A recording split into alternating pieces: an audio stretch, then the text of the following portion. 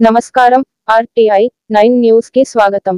గట్కేసర్ మున్సిపాలిటీలో జషన్ ఏ మిలాదున్ నబీ సందర్భంగా ముస్లిం సోదరులు గట్కేసర్ జామా మస్జిద్ నుండి Balaji Nagar, Gandhinagar, EWS colony, Dharmashala, municipal office గుండా భారీ ర్యాలీ నిర్వహించారు.